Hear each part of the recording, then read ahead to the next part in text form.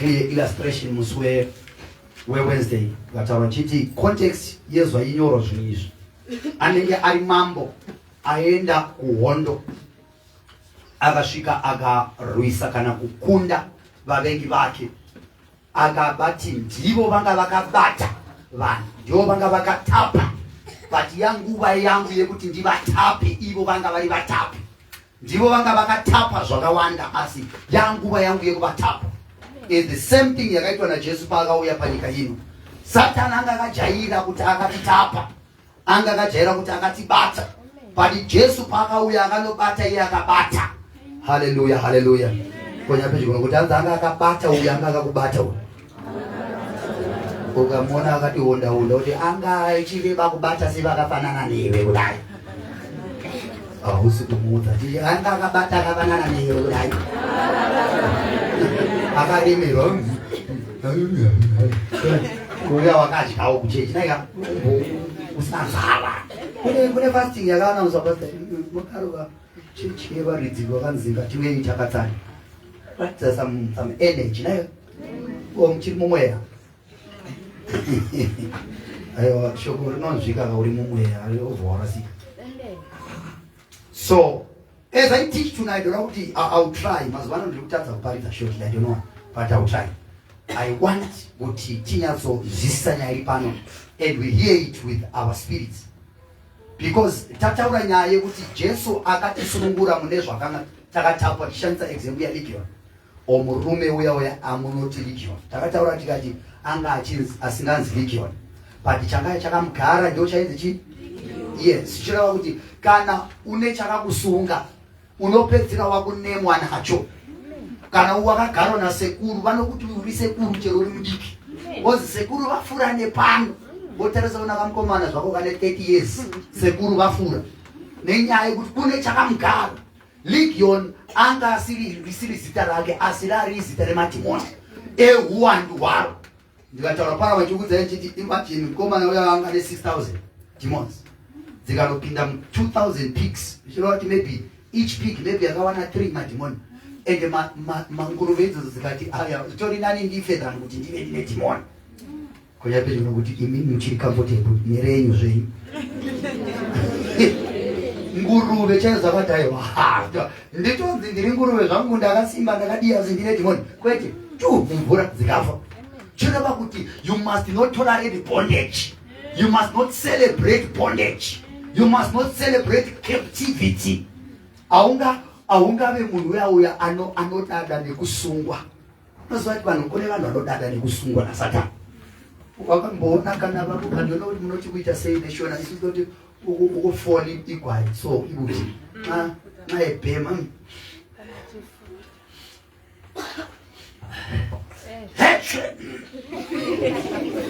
ungati kune zvimwe zvinhu zvaari kuwedzera zvausina iwewe. Ipapo ari kukwadza malangi ake.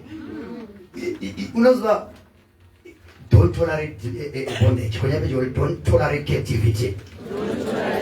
Yasvika nguva yekusimuka. Yes. Another thing I said was I'm trying to build into this. Ndikataura pamusoro pelion kuti lion ukaiisa mucage hunhu wayo ndiwo kubuda panze ichienda kunovhima ichibata nyama yayo, but ukaiisa mucage you have put it into captivity. So its nature is limited in function. Inomirira. Kune imwe statement inoti ukaona shumba yako idya mahusva chii chaitika anzi chero shumba ikava nenzara sei haidye husva ndio zvinotaura ndi. But kana iri mucaptivity inoona kupiwa unzi yave katsi yemumba muno yakudya iyi because iri mucaptivity.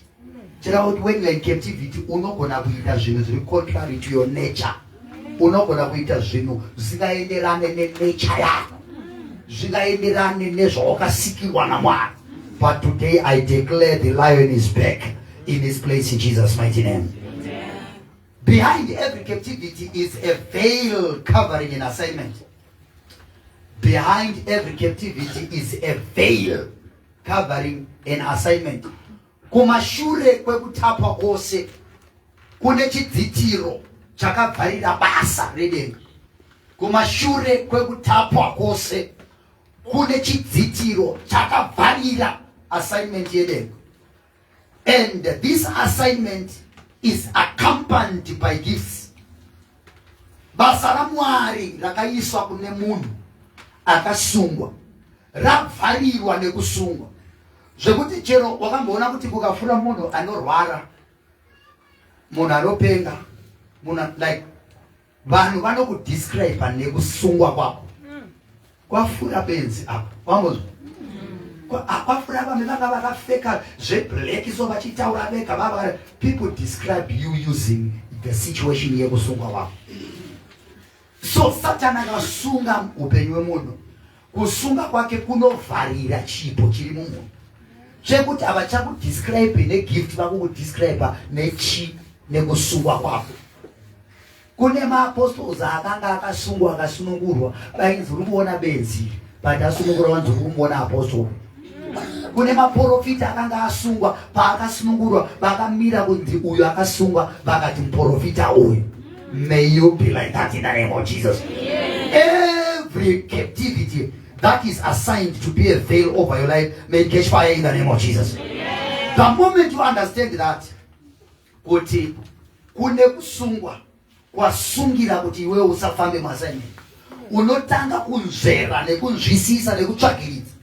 Archbishop Duncan Williams ane statement yanofanira kutaura kuti the warfare is determined by what you carry. Chiti the warfare is determined by what you carry. Nation achireva kuti hondo yaunosangana nayo inoenderana nezvawakatakura. Hondo dzaunosangana nazvo muupenyu zvinoenderana nezvawakaita zvawakatakura. Meaning to say ukaona usina hondo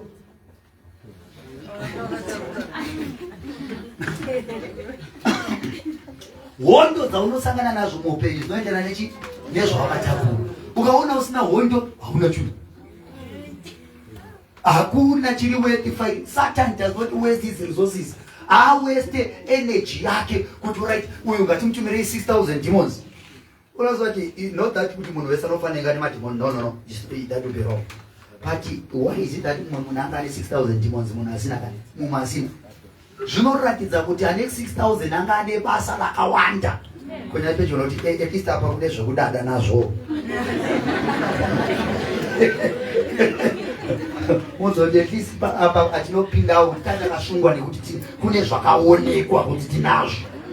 And kune vaya vanotara inini kana ndapezarira kuchechi ndasina kana demon, you are going nowhere. Unenge uri kugonzo remuchechi, mamona gonzo remuchechi nogona kuti mve apa uchiparira. Usafunga kuti riri kuagitatwa neshoko, kwete riri kunotsvagira chikafu kana muchechi akuri vhundutsa. The warfare is determined by what you carry. So when you understand this statement, you seek to discover what you carry so that you fight for it. Kana ukaziva kuti hondo yauri kusangana nayo inoenderana nezvawakatakura, unotanga kurwira kuti ko inini ndakanyatsotakurei. Ko inini ndakanyatsotakurei. Kunyabe kuti inini makanyatsotakurei. Unotonzwa kuti ndakatakura wiva. Ndianasi. Ndakatakura musoro wangu ndianasi. Kune chinhu chawakatakura chinokusiyanisa nevanhu. What you carry that makes demons come after you is not the same thing yakatakurwa na neighbor wako. That's why chauri kusangana nacho asi chiricho chavari kusangana nacho. The moment you understand this revelation, you see why murume weGadara. Tichatangira pana chapter 5 verse 18 yamaki. Musowedze takati verse 1 kusvika 17. Now tiri kutangira pana verse 18. Verse 18 inoti, when he got into the boat, the man who had demons or who was possessed with demons begged Jesus and said, may I go and be with you? Now verse 19, but Jesus did not allow him. Jesus did not permit him. Murume uyo asunungurwa from the 6,000 demons. Anoti Jesu ndokumbira kuenda neni kwamuri kunoparidza. Jesu akati kwete, usaende neni. Usaende neni. Jesu so. inini ndofunga ndaitotova nemaiki yangu specially for that person kuti ndiana brother ava vaipenga handiti kuwinzi kune mavideo haya. So chiti simukai brother ndimi vaipenga vachigara kumakuva. Muri kumuona here brother vava nelegion ava vava ne6,000 mwaona apo ndo video yavo vasati vasunungurwa vachizicheka nematombo nemabwe vachidaro. Jesus did not do that. Amen. Jesu akakudaro akati usanditeere. Don't follow me. Sorry, sometimes tevera and terera inogona kundikombiza, but while sometimes you say don't follow me, go back home and tell your family what the Lord has done. Hey, Jesus, why would Jesus say munhu asunungurwa asamteera asayende kwaari kuenda iye? To Jesus that was going to be wasting of resources. Why? Because Jesus by himself he was enough. Not that Jesus could have porese munhu aisa stanga astia ma testimony so zvinoita kuti unotaura izvai testimony yamaningi take into your testimony mozopora. No, Jesus kusvika kwake vanhu vakutanga kupora. So kune murume asunungurwa uyu Jesu ari kuti I can't take you with me nenyaya yekuti iwewe watone assignment yekudzokera nechipo chiri mauri changa chakagariwa ne6,000 demon. Madhimoni aenda nguva yekuti chioneke yasvika chidzokera kwawakazvarirwa unovaratidza kuti onai munhu wamaiziva azosunungurwa naMwari. Ndova ibenzi ravo ravaitoziva zvekuti vachisvika munhu wese is very possible kuti akatomuona kuti vakomana takamuramwa tikatanogara kusango takamurama tikati uyu hakuna anomusunga nemaketani anodambura uyu chero ukamusiya kupi anodzokera kumakuva kwaanogara. So rega Jesu ati dzokera kumba kwenyu unovaratidza simba rangu. The assignment that you carry yeve kuzinza rekwenyu havaizivi vanoziva kusungwa kwako. Konya pecholo kuti vekuzinza rekwenyu havatozive kuti wakadano iwe. Ayatomudza kuti avatoziva kuti wakadano vanoziva kuti une madhimoni chete. Tatwai Jesu akati wasunungurwa dzokera kupi kumba kwenyu because vanoziva chavakatakura changa chakagarirwa nemashavu. First time I entered this country and I tell you I remember I was going to organize kwakune chimainline chemuswa 31. I have a brother friend alepedite remuswa 31 December. So usually satatende nguva yemaparty wawo ekuita mafirecracker aya. So kwakutozikana kuti kana auya aiwa gore iroro zvamasamba anga achinja. Ngati no, this time tine church. Tine church. Oh, alright, kalito zikauya machembere ane mabhachi tikaimba ndikasimuka ndikati we bless your name Almighty God. Anowataka kutarisa kuti we bow before baba vaiziva so tichimba the guy webirthday angari pakona akamanifesta aona anagogo vemabhachi vafugama svikai zvakanaka svikai zvakanaka fikani kuhle khulu. That nonsense. These are demons. Come out of him. Ndadaro dzingava demoni vanhu vese kutanga kuita vanhu vanotanga kukutya ukaita ngoro kufambira kusaidi rake unoona mudii unenge wadzokera kunovaratidza kuti maindiziva semwana wen'anga ndave mwana waMwari. You have an assignment. Ndo yanga yakagarirwa nemadhimoni all along. Pane problem ndokuti hauna kuzvinetsa nokuiziva. Kwenya pecholo kuti vane shungu nezvawakatakura tsvagiridza zvawakatakura. Basa kutsanyira murume, kutsanyira mota, kutsanyira basa. Wambotsanyira kuti Mwari ndakatakure ini. Oh Father, unokati mwe mnamato Mwari anse kusvikira wavhurirwa zvawakatakura. Because alright ngatitaurira nechoka ramazava. Chawakatakura chinorepera kana kuattract a certain kind of people. You pay a very practical example. Let's say in Nanfanda Tenduk. Ndakabatwa nemazidhimoni akangandibata aiwa tata akabatwa kudai uchisvika so uchisvikira musikana anenge achiona dhimoni asi kuona iwewe So achiona demoni asikaone iwewe ari kuresponda kune demoni kwete kwauri. The day raunosununguka kudai ukaenda to the same girl anogona kuramba utaiwa inini I'm not worth kuve mai mufundisi. But the same girl yombonanga uri brother reza veupower. Uamunanga uamfundisa nayo akwete ni mai look and say my wife these days mazwana wari kumbasuwa ni wachipopota namatira inini kuti ndiite full time ministry sewe andina munamati wakadaro ndakanamata andina kunamata zvo zvakadaro maybe ndakarova nendimi but I don't know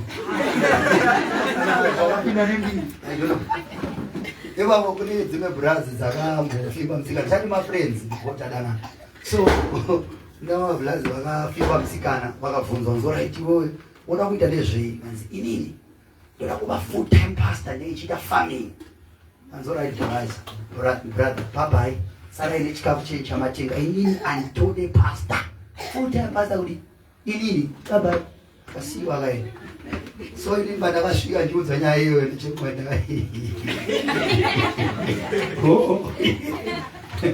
kadayo inini manje akutanga chechi but nchatanga ndifeti andino so ndichipractice ndichirapa chita my money chata mari yangu uchinzi ndakanzwa kuti kwaishora uchinziwe tosora kumirira vatendi isusu kwanzi vatendi vazodai hatidaro shamari nandidaro ndakadzidza ndiredhorava ndati wow powerful. I'm not trying to degrade my wife, no. I was like that, worse than it. Because in that the motto the doctors treat but God heals. So in the end, you not treat her. You heal up and about this Maramari, engineers wrong. Why am I saying this? The assignment that you carry does not only determine the demons that you fight, it also determines the people you attract in your life. Kune vamwe vanhu vasina kuuya muupenyu hwako nenyaya yekuti wanga une madhimoni. Uye kune vamwe vanhu vasati vauya muupenyu hwako nenyaya yekuti hausati wazvidiscover. Koyapedyo kuti mavana matira vasati vauya nenyaya yekuti hamusati maziziva. Kune vachauya vachitsvaga iwewe. But izvozvo vari kukushaya iwewe. Bridget, kune vari kuuya vatsvaga iwewe vari kukushaya. Hauko. Asi Jesu akasvika wovhisa captivity vanoti ndiyeka uyu.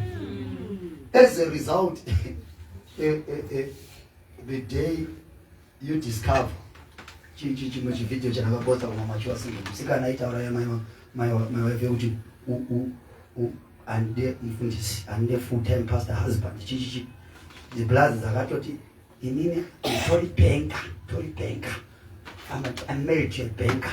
One day mwara kamshanyira akarara muhope. Kazi go into full time ministry. Yaka resign isina kuti mukadzi ikaita zvese ikapepuka mausiku. Let's talk. Marriage ukanza wakunzi. Kuma 2 AM marriage vanozisi. Uri kumutsa naye asina hope kana. Kochi mukati tauri. My wife kune nyaya iri kundinetsa panapa.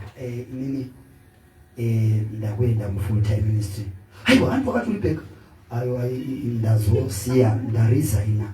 Ndasiya zvo. Usina kundiudza. I think vanhu vakawanda vanenge va discover their assignment and their calling. The safest way kumavacho kurova approach ya Abraham. I can imagine Abraham achiya una Sarah wanzi Mwari ati tiende na Isaac kumvuko moremori mango kwanzi tanatswa tiende naye kukomo. Waikirwa nekuti oil inoboila wapa tati ndega kureba ini wanga usiku iwe auzwisise ndakutora vana vakuenda navo. So many things. When my point is, you carry something. But I carry something. Wakatapura zvinhu zvaMwari wewe. Izvi zvinhu zvaMwari zvacho zvakavharirwa nezvasatani. But the moment God sets you free, zvinooneka. Unosvika munhu pakubvunzwa kunzi are you the same person? Ndiwe here ndini chii chakaitika wachinja? No, andina kuchinja. The same person asangana na Jesu, asangana na deliverer, asangana na mtsikino. I prophesy tonight, may you be yourself in the presence of God. Sangana na yourself mnamwako. Murume huyu, number one, every freed captive has an assignment to fulfill. Every freed captive has an assignment to fulfill. Munhu wese akambosungwa ane basa rekuita rekuzadzikisa. Munhu wese akambosungwa na Satani ane chekuita chaanga asungirwa. Yi akakuisa mcaptivity into bondage kuti usazadzikise chinhu ichocho. So the moment you get delivered, tsvaga kuti ndandakasungirwei, ndandakabatirwei. But the problem unomira ucelebrate tasinengura tendai she tendai wakasungirwei. Wow, wakasungirwei. I thank God I discovered ndanda kasungirwei. Konyape zvinoti discover zvamama akasungirwa. Every freed captive has an assignment to fulfill. That's why this man akatumwa back to his father's house. Mark chapter 19 verse 5, Mark chapter 5 verse 19. B. You know, he said unto him, go home to your friends and tell them what great things the Lord has done for you, how he has had compassion for you. Akamuti tsokera kwavari, because vanhu ava vanotoziva. Ndoziva kuti kune vanhu vaya macheche nemautoziva mabhidhiri vaya. Hama dzako kurwara kwako dzinoziva kuti reality aubhidhirike. Zvava nekuti nawo pano chizi une asthma kana une sugar une chirwere chawauya nacho Windsor, osimuka onekwa paTV paWindsor ofezo chizi ndandine sugar. Hama dzako zinototi zveshuwa anga anayo unenge usiri bhidhiri. That's why Jesu akati kune murume dzokera unovaudza testimony, nenyaya yekuti vanoziva kuti ichokwadi kuti waipeka. I can imagine murume, let's assume kuti maybe angambove nemukadzi. Let's assume kuti maybe angambove nemukadzi nevana. Achisvika so akapfeka, kana ivereka Bible notaura kuti kuna verse 17 akawanikwa akapfeka nhumbi ari munhu kwaye. Semu munhu kwaye odzokera kumba achipinda pagate. So munotiza mese munenge matoti akatofa kudhara. Maybe akafika kumakuva ikoko kumakoma akafa ona iri kuya akatorova robe baba yakarova Gucci kusangana na Jesu. Musatize ndini vana je uye panoona unga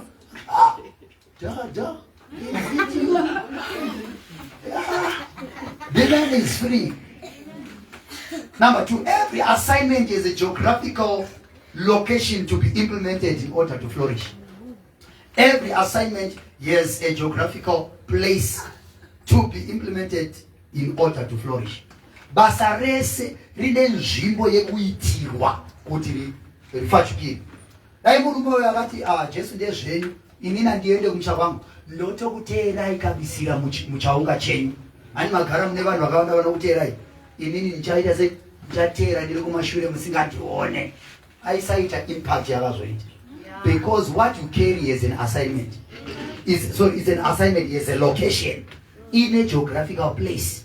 Kwenye peji kuna kuti what if makadanyirwa kuenda kudotito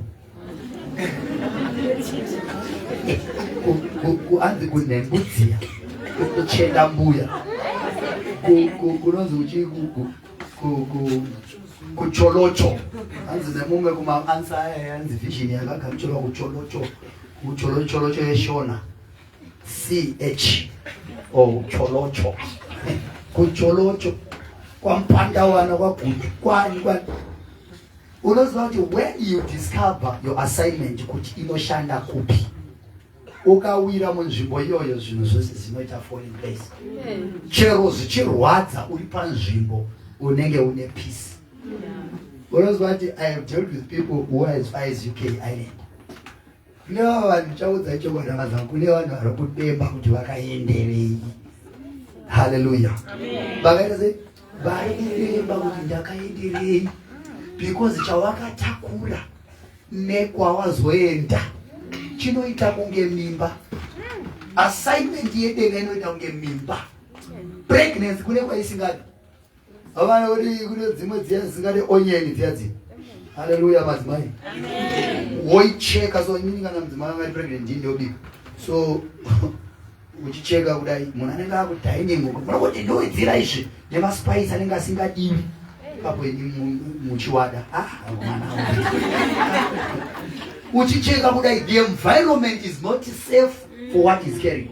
Environment haidiwe nezvakatakura kunya pedyo nokuti that's why muri comfortable kwese nekuti hamuzivi chamakatakura.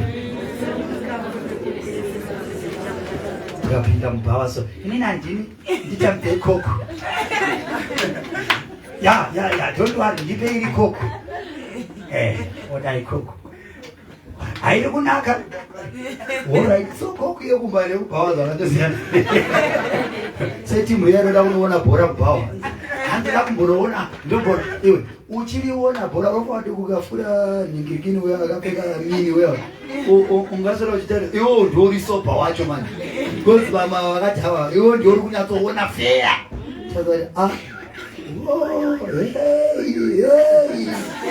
because you are not drunk.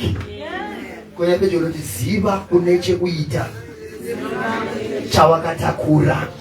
You carry an assignment. What you carry, the assignment you carry, it tells you where to go. My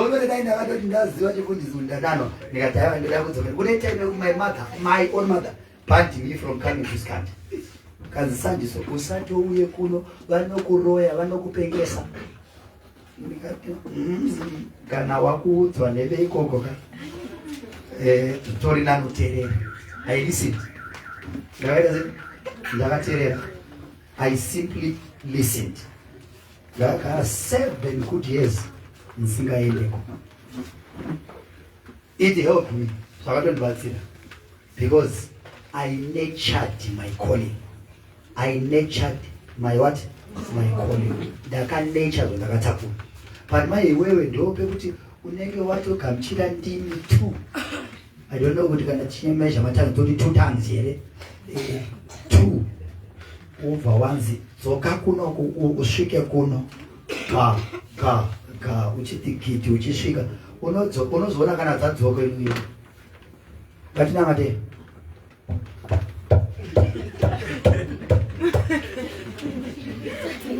God nini wangu elder ndamchairi ndova namatira ndoziva ndova chipupura ndova nanga ndonana ndiwonde ndati fambe inavo kwenguva so ndoziva kana usina kumira musha kana sina kubvunza ndinoona kuti sometimes ukabvunza urikubvunza munhu asingazive zvekuitika so tori nanoenda kunamatira munhu chete kunyapedyo mufundisi kumana tokunamatira chete because anenge achiona kuti you are not yourself.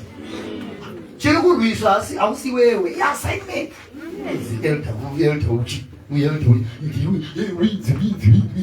manje vachafidza tiri pano yati tapidza unodiki orwarisa odi tokupfumura. We are not joking because we know the geographical locality of an assignment. Assignment yedenga ine nzvimbo yayo. Kwenye assignment yedenga ine nzvimbo yayo. The man, Mark 5 verse 20, inoti, and he departed and began to proclaim in Decapolis all that Jesus had done for him, and all people marveled. Akaenda ku Decapolis. Chimotaura chirungu kuti Decapolis. Decapolis, Decapolis, Decapolis. Deca meaning 10 cities. Akanoparidza to 10 cities vanhu vachitendeuka after kusunungurwa. Zvino Jesu pakati please usanditeri. The following thing is he went to Decapolis. Every one of us tine nzvimbo yatakadani. Tine nzvimbo. May God catapult you into your place of assignment in Jesus' name. You are simply here. Some of you ripano chete kuti Mwari vakuvandudze. I didn't have the question. Why would Jesus? Unozati murume hana kuenda Bible school. Murume hana kupa training, hana kana follow me yakaita. Kana diploma, kana kwanzi deliverance up. Decapolis pasa kunoroba kunoita ministry. Because imwe bondage training. Imwe bondage training. Because munhu akamboritwa nemusoro ukatichenda kunonamatira nemusoro anoziva kuti unotangira papi. Kwenye kuti bondage training. imwe bondage training yekuti unenge uchitrainwa kuti right munhu akasungwa so unoenda uchinomusunungura ende unokuziva kwekutangii. That's why most of the time that don't struggle Jesus and demon because ndambusungwa nekutoti munhu akabatwa said I can tell you uyanaro uyuyu beyond that ndinaro ngokuba kuti takatendeuka tiri right isu tati nawo manje takapiwa tatawanirwawo. But Jesus set us free. Hallelujah. For an assignment. Tell your neighbor what for an assignment. Yako ndipi?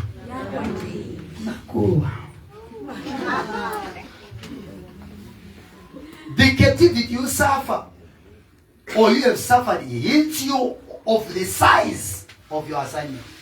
The captivity you suffer hints you of the size and the magnitude of your assignment. Chawasafa chawarwadziwa nacho chinokuudza kuti assignment yako yakakura sei. Zvichireva kuti seexample yemurume uyu as I nchibata this way. Murume uyu anga ane mademoni 6,000 legions of demons versus munhu astorina kana ane 1 or 2. Unoona 10 cities adziparidzirwe nemunhu naruri, dzinoparidzirwa nemunhu akazodzwa at the same time nemunhu ane assignment ari kutofamba mairi. Right now tanaka ukasinga uri nendasunungurwa Decapolis come here. Even dzimba dzemunhu mu-LPS dziri 10 chaizvo tokutuma zvipinda idzimba 10 unodzoka panapa uchiti kune nguva imwe time yekuti wamboita matototos. I remember those tototos. Kune vamwe mukoma vakazoenda vakadzoka makumbo akuda kwete kuti vanga varwadziwa nekufamba. No, asi wakapindwa. Makapinda kuti zvii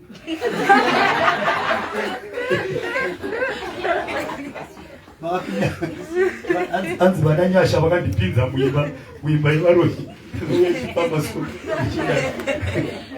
Decapolis rako unaro. Kuti Decapolis rako unaro iwewe. Yes, you have your own place. Famba mairi unoona uchiva fruitful, uchiva effective. Don't underestimate what God has done in your life. It's an answer to a perishing generation. Go and share it. Usatarisire pasi zviri kuitwa naMwari muupenyu hwako. Satarisire pasi zvakaitwa naMwari. Firstly pakukutendeutsa uchiva mwana waMwari, kukusunungura, kukuporesa. All those are powerful testimonies. Ukasimwa uchitaura kune murwere anoziva kuti Mwari anoporesa. But manje iwewe right now uri kutsvaka testimony. Konya pedyo ranzi iwewe uri kutsvaka testimony kai. Ini yakamira so ipapo yakaporeswa naMwari inenge yakagara so kuti Mwari ka pandichazoshare testimony kuchechi munenge mandiropafadza nemota. Ndoda testimony chaiyo. Ndoda testimony chaiyo. Kuri kuyanda celebrate kuporeswa vangani vasina kuporeswa vakaporeswa. Iwe shamari. Testify of the Lord's goodness. Pupura zvaitwa naMwari. God can't give you grade 2 certificate when you failed grade 1. God can give you Form 1 certificate when grade 7 is not kubuda by Thanksgiving. Yeah. So don't underestimate what God has done. Murume uyu akaenda kuDecapolis haana kutarisira pasi testimony yake. He entered the city akavaparidzira vakatendeuka vakaziva Mwari because of his testimony. Number 3, the assignment you carry is a collection of different gifts. The assignment you carry is a collection of different gifts. Is a collection of different gifts. Let me shift. I will use the example Mary McCartney. Luke 8 verse 1 to 2. Luke 8 verse 1 to 2. Captivity can prevent you from discovering any of the gifts by intensifying bondage around you. Captivity can stop you from discovering the gifts by intensifying bondage. Satan akaona kuti une chipo anoku mamboona the spider web handi kana ichikutenderedza uiona ndi unonzwa chete kuti chi kune chakumonera is the same thing. Satan akaona kuti wakuda kudiscover chipo chiri mauri anowedzera, ano intensify bondage. vaona kupora anointensify urwere, anodi achiku monera so that your gift is clouded. It clouds the major gift, because most of the time it's multi-gifted. But I'm multi-gifted. I'm multi-talented. Zvinoreva kuti ndine zvipo zvakawanda. Une zvipo zvakawanda. So une zvipo zvakawanda izvozvo. Kune dzimwe dziri major gifts. Kune zvimwe dziri minor gifts. Kune dzimwe dziri micro gifts. Kune dzimwe dziri like zvinoshanda apo neapo. But zvavana kuti kana chinzi major gift, vavane poto yako yemainingirikini yekumba yekuti unotoikutura woigeza kuti ubike something, because ndiyo yaunotemba yaunovimba nayo. Kune chipo chako chekutoti ichi ndo chandakatemba, Satani ndo chaanogara. Ndo pane breakthrough. The Bible says the gift of a man make room for him in the presence of great men. Ndo chichocho chinogariwa chekuti unosiyirwa chisina basa chinokugadza dhuze nanarurwe. That's why Bible kuti chero ukafamba wakarova lipstick waita chi unonzi nevekomana vekombi baby, because wakagarirwa chipo pakonenge une gift yekuzochava my archbishop kana my president. Satani unoti ipapo wosiya uko kwese uko kuitira kuti uattract zviro. That devil is a liar in Jesus' name. Luke 8 verse 1 to 2.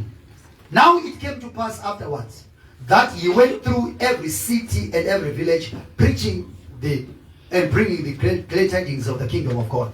And the 12 were with him, and certain women who had been healed of evil spirits, who had been healed of evil spirits and infirmities. Was Mary called Magdalene, out of whom 7 demons were cast out. Kunonzi wakafamba Jesu achiparidza evangeli achisvika kumaguta iwawo. Kunonzi kune madzimai akanga adzingwa mweya yetsvina nevakanga vaporeswa zvikuru sei Maria Magdalene. Ava vanga vanawo manje, hanzi vanga vane 7 chete. Zvichireva kuti dai vakapinda chechi imwe chete Blali na Sisimagi Legion dzaiva dzagara zote vana murima boys Sunday School of God panyaya dzekusungwa tati ne 6,000 ime mune 7 kurati taure pamonetary value nayo mumane 6,000 uwo une $7, but vese baba kasungwa. Utarise masukiro kusungwa kwavaitwa vanhu ava. Magdalene, she had 7 demons which brought infirmities, that is urwara. Anga ane urwere wairwarisa muviri. Vaya vaive 6,000 vava vairwara pfungwa. Nemedicine inonzi schizophrenia, full blown ndo yekuti unogona kubvisa hembe wofamba haufeel anything wrong. Tofamba uchitomhoresa vanhu muri right yekutofona uchifamba hauna kana foni. Hello, muri right, full blown kunyatsotaya. Mary Magdalene was not like that. Kunyapizvo report yangu neyako dzakasiyana nekuti kwatiri kuenda kwakatosiyana.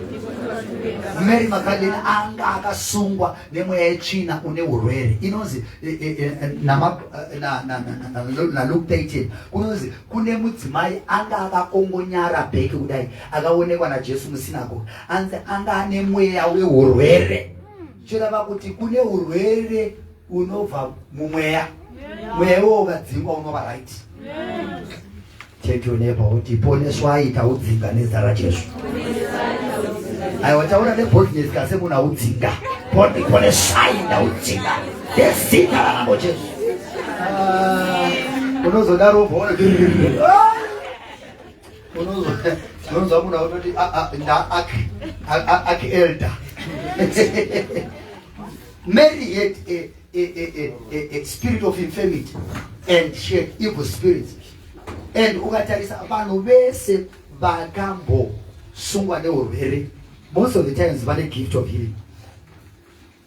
kana uri pano wakatambudzwa neurwere chero uri mudiki, chero mudiki, kune vanhu vekutoti chero mimba yavo yakanetsa, une chipo chaMwari chekuporesa. Ndatokuudza naika. Une chipo cha vanhu vakawanda vakarwadziwa, vakawanda vakamukira muICU. Baba vakarwa ukadzwa mai vakatiudza mwana wangu wakanditambudza, wakandidaidai, utori candidate yekuhila vanhu. I'm one of those. Chakatambudza. Mai kuti pharmacy yanga yagara itori nayo mishonga yacho, vaitora yese kudai zvikaramba waendeswa. Ndozvava neoperation. Atambudza hanzi this hand yachobata bheki. Mai vakatakurwa kubva kusiganda vakatosa nyati vakazosvika kumpiro ndopa vazovhura. So kana vakutoda kunyatsondiwachisa kuti ndakakangana vanzi ndakarwadziwa kaini, ndakatochekwa ndikarwadziwa. Tarisa chero mazvarirwa wakaita uchaona assignment yako. Hallelujah, hallelujah. Kuya pedyo nokuti une assignment yedenga. Yes, you have an assignment yedenga. Yaida kutorwiswa uri mudiki. Yaida kutorwiswa uri mudiki. Yeah. Satan angabula kuti kuvhara. 3, that was 3A. Mary McCanley was in captivity from 7 demons, the spirit of infirmity and evil spirits. 3B. Mary's love and devotion for her master, Jesus, could not be quenched by death. Kana wasunungurwa na Mwari, watsikinurwa na Mwari, rudo rwako pana Mwari runofano chinja, runofano kura. Vanhu vakawanda vanoona kunge Mwari 8 unozwa kuti chero mukomana ukatomuratidza kuti unomudira mari yake anokusiya. Hallelujah, hallelujah. Amen. Murume chakamuratidza kuti aiwa baba ndinotoda zvemari yedu. Unozana hakuna munhu anoda kudiwa zvinhu zvake. Mwari chaanotoda kudiwa iyi. Chimbokonya yopedyo nokuti ida Mwari. Mary McCartney's love inooneka pekuti John chapter 19 verse 25 inoti standing near the cross where Jesus' mother was, his mother's sister Mary, the wife of Cleopas. Mary McCartney also anga akamira dhuze nemuchinjikwa Jesu achifa, vadzidzi they were nowhere to be found. Mary McCartney asunungurwa akagara muna Jesu kusvikira parufu rwaJesu. Kuyapedyo kuti deliverance yenyu ingaita kuti munosvika mutsoka dzake pamuchinjikwa imimi. Zaiwa azorovererwa ka tanzwa kuti John the Baptist abvura rimwe sangano kurega ichediku tatera uya anorovererwa shosha kurovererwa nemakororo nembavha tu naini shuwa because this is the son of God. Pasaida papule kune mbavha aitopa ma-offerings Jesu ya angeita vamwe vari nani. Mary McCartney remained loyal to Jesus even unto the cross because the deliverance yake yakaunza loyalty, yakaunza rudo for Jesus. Akusunungura wamuda here. Unozwa kuti kune vanhu vanoda Mwari, vanodira Mwari. Ndataura kuti kune vanodira Mwari zvavanopa vapandi. Kuve nevanhu vanonamata Mwari nekutya Satani. Konya pedyo mabato apa mabato. Kuti hanzi mistake vanofanira kutaura nevanhu vanofanira prayer vemakomo vaya. Kana tikasanamata tinofa. Mambo yona stepero. Kana tikanamata tinofa. No, haufi. Ida Mwari. Ida Mwari. Because kune vanhu vanoda prayer but vasingadi muridzi weprayer. That's why unongenga prayer band ani nasi mukurova. Mangwana ndokumbera kuti ndimbokubvunzai one by one kuti wanzi chiine muridzi wenyaya. Amana mate 3 hours Mwari akanyarara. No, it's impossible. No. We are muchitsvaka Mwari. Kunyange kuti we are muchitsvaka Mwari. Maria Magdalene akava munhu ari devoted to Jesus even unto the cross. Ngative so devoted to the Lord. Akatisunungura anoda kudiwa chero zvadi. Zai mazwana nsikuya kuchechi.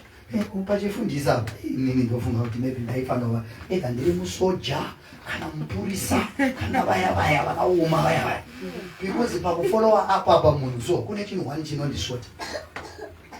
Hello Shanteo, kowa isingauya kuchechi. Pastor amazano ndiri busy nebasa. Ndiri busy nebasa ndinona basa bangu. My wife and statement ndiri karatawo. Kune hama yeku yekuti ukaiona yauya kuchechi. Kaviri katatu. Waibvunza kuti yanga kupi? Ndiri kubasa kupi? Ndazowa wana mapijob ekuwacha makumbezi. So anga akawandisa. Ashata ndinonzwa inomoka. Ndinozoona kuti inini ndinodesisa Mwari. Amen. Kune mumwe munhu epoeta akatendeuka tiri mafundisiko. Akativhunza point blank kuti inini mufundisi ndanchida chifambi munoziva. But chechi yenyu inondipa chii kuti ndisiye. Anoona kuti nechifundisi tiri kubva panorwadza. Wobvunza, uri kuti ndichiona inini, uri ndatendeuka takuchechi kwenyu, so munondipe chii? Takupa Jesu. Ndodya Jesu. Landlord akati unodiwa ready ndoti Jesus. Unozwa tunopererwa so kuti arikuvigeni. All I'm trying to drive at is let's love God. Ida Mwari nekuti ndiye musununguri wako. Why? Because Mwari pakusunungura kune zvimwe zvaanosiya zvakasunga. Pakusunungura mota vanoziva mechanics. Chero uchisunungura bhaudhi riri pamavhiri emota, hausunungure ese. Unosunungura so usati waisa jeki, hauna kuwasunungura. You just loosen, inozi loosening. Then wosimudza nejeki wakutanga kusunungura manje. Because just in case jeki rinoluza, mota inorovera pasi. Kune kumbe kuti Mwari akasunungura pamakasiya. Kuitira kuti akadaro unonzwa kuti ndandauya kuzoshopa ndiende uri pari pekuenda zobva zadzoka. Tinoonekwa kuti that's why. Because ndaikushayai mwadzoka.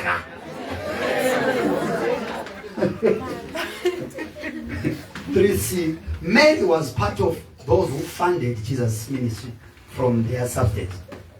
Mary was part of those who funded Jesus' ministry from their substance. Maria Magdalene anga ari pakati pevanhu vaipa muministry yaJesu. Salvation hama dzangu ndeyemahara. Takaponeswa mahara, chimbo ndakaponeswa mahara nenyasha dzaMwari.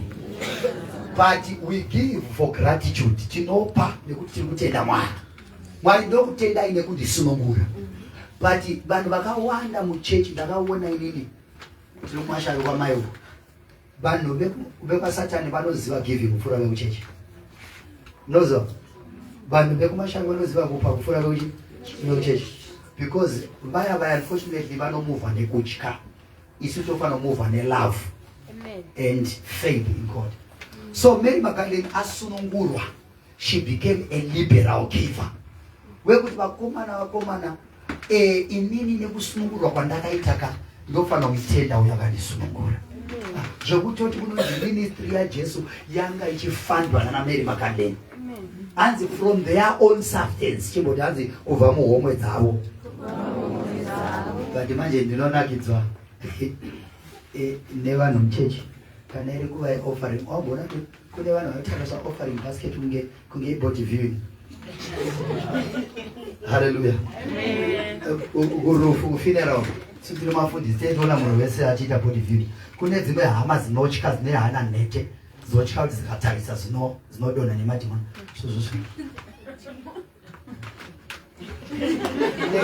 Opa kunemufa about I body viewing giving time. Kuita unge body viewing nguva yekupa. Mary Magdalene asunungurwa akaona kuti this thing I must take them. Kune a debate yekuti Mary wekuzodza Jesu nemafuta ake ndi Mary Magdalene here. It's not clear kuti ndiani, but it was a Mary. For tonight's maybe sake, let's assume kuti ndi. And she broke the alabaster box. Ranga rine inozi spikenard. Ranga rine mafuta idhura akadai. Rekuti parakaputswa Judas akati, why wasting? Why not giving the poor? Ipapo Bible kana ina Jonas kwete kuti aifarira varombo, but aipote achiba pabeki. The ministry yeparidzwa kweshoko raMwari inoda mari.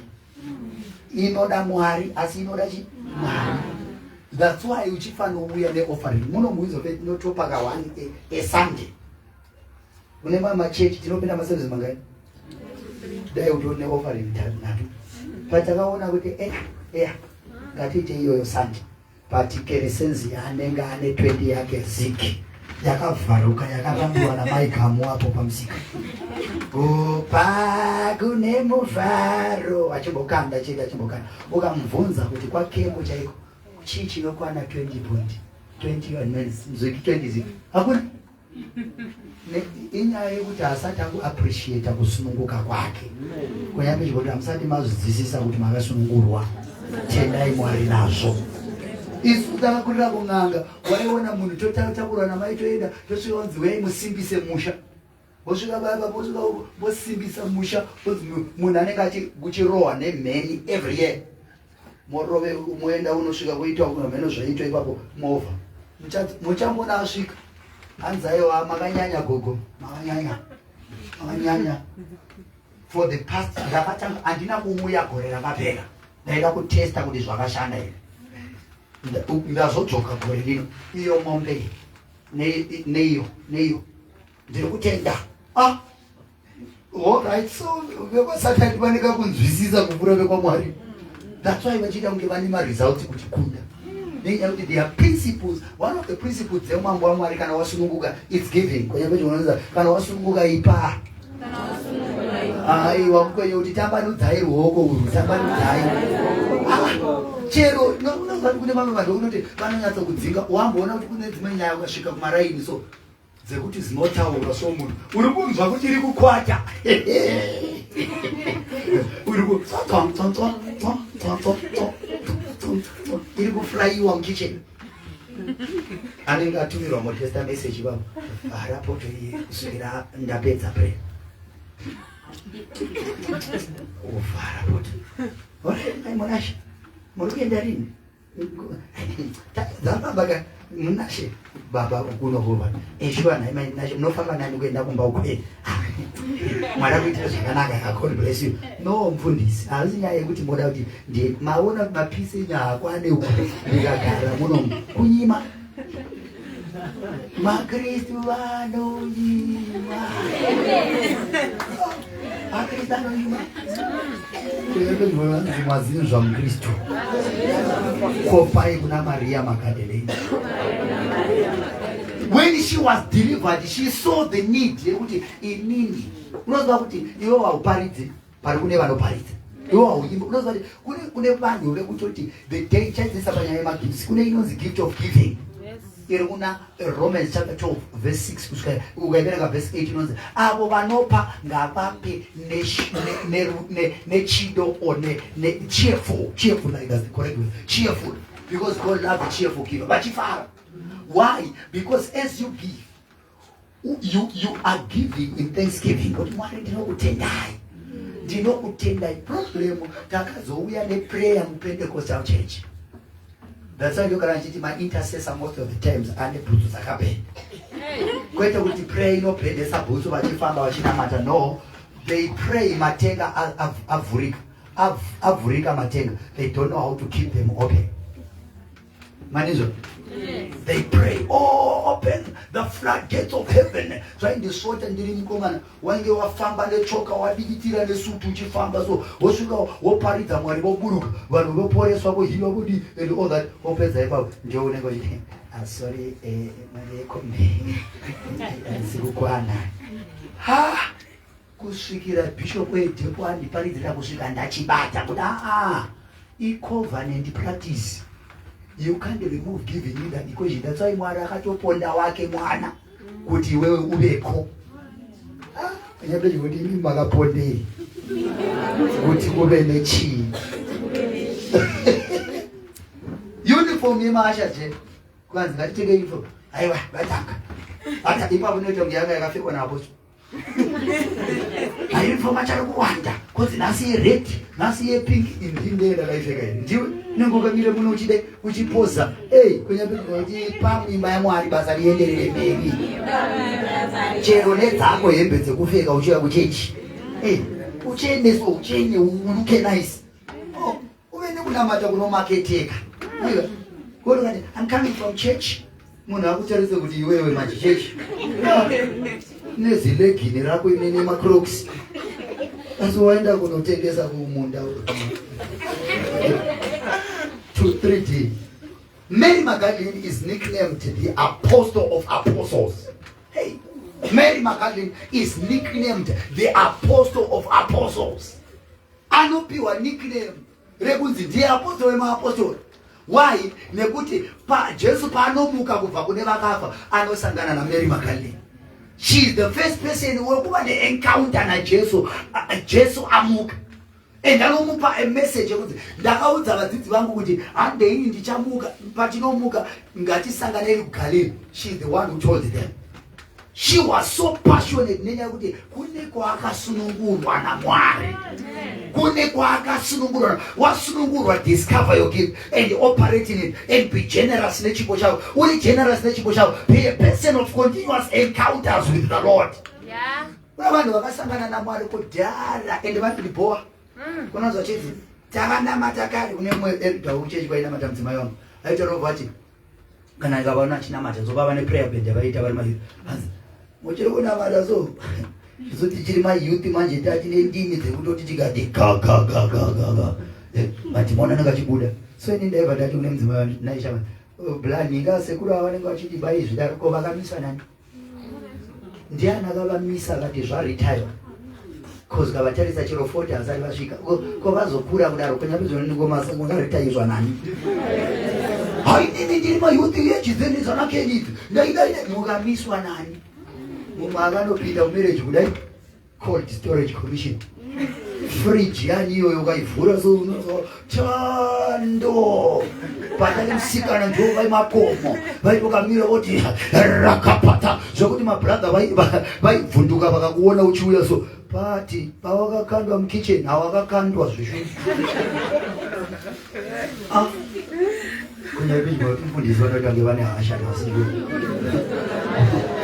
Nekuti chipo chako vada kuchiona chichionekera.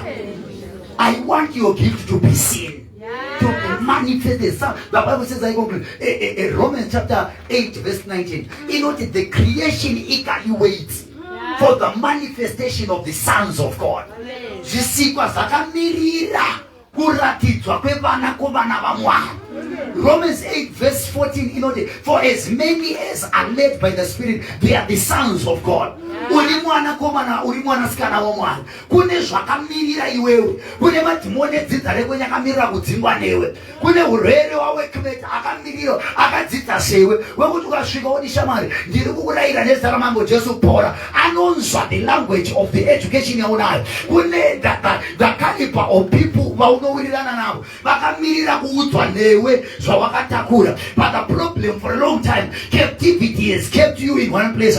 Kutapwa nekusungwa kwakuisa panzvimbo imwechera. But I come to tell you tonight kuti zvisika zvese zvakamirira iwewe. Unoziva kuti one thing Adam yakatirasisa nayo, the first Adam, ndeyekuti aiti kana akaapira mhuka dzaiona kuti Adamu auya and achizvinema achiita zvese. But when he was driven out of the Garden of Eden, and the Bible says akafa and he became a normal human being.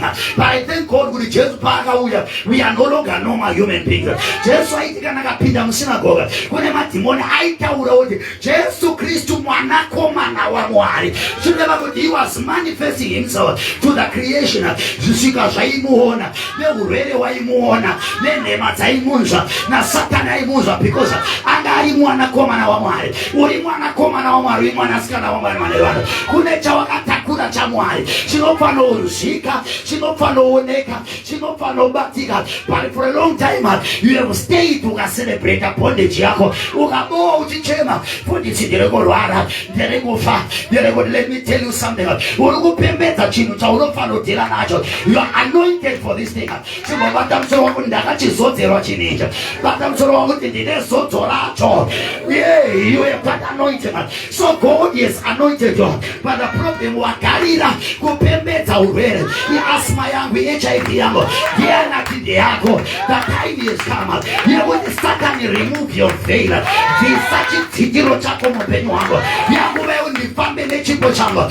Wagarirwa chipo kwenguva yareba. The gift that you are carrying, hama yangu, yarwiswa kwenguva yareba. But the time has come. Do an introspection. Yekutarisa kuti chakaita kuti ndazosungwa chii. The day that ndakaona pandakatendeuka with my encounter na Jesu, ndandine mushonga yandapiwa namai. I have said this testimony many times. ndandakato piwa yakamonero imwe yekuputa imwe yekunwa imwe yekuzvora ndandine headache raindirova I think from about 6 years somewhere there. Headache iroro by the encounter it vanished. Ndakatakura tangi ndega ndikanorasa. And when I went back home mushautsika ndakasvika iri testimony yekutanga ndadzokera kuteka polisi yangu ndikati inini andichaite zvemishonga yenyu izvi ndakuita zvaJesu. Akanditarisa kuti watanga. Ndakaudzwa mashoko ekuti sisi vako second born vakafa 96 vaita zvawaita izvi. Ende zvoshuwa vakafa. Vakaudzwa kunzi wasiya tichaona. Ndakasimuka ndanotenga bhaibheri rangu re300 rands Zonda Advanced Study Bible rakakura so ndikaritakura ndikati I shall not die, I will live. I'm still alive today. Because of the encounter. Mary Magdalene had an encounter. Encounters with God, they provoke what you carry. They feed what you carry. They nurture what you carry. The problem tasangana nevanhu kwenguva yareva. The time has come. Yekumbosangana na Mwari wacho. Wasangana na mkwananza Jesu wambosangana na here. Maria Magdalene chakamupa assignment yekuti adzokere kunoudza vana Peter. Vakafamba na Jesu 3 years vakamuteerera. Inyaya yekuti angafamba muchipo chake. Angaita zvavakatenda. There was a time the Bible says kuti kune pakamboshaika chikafu Jesu achiparidza ministry. Vana Mary vavariko. Vaiziva the work that Jesus was doing. The time has come for you to rise up and operate mune gift yako. Otherwise kana usina kudaro unodzokera mubondage. Wakambonzwa vamwe kuti vakasungwa vaya akasunungurwa neamnesty ya president. Unonzwa 2 weeks down the line adzokera. Nenyaya yekuti akasunungurwa akashaya zvekuita. Hallelujah. Kunyape ngoletsvaka zvekuita. Zvekuita nechipo chiri mauri. Ngatisimuke in the mighty name of Jesus. Ramehosa.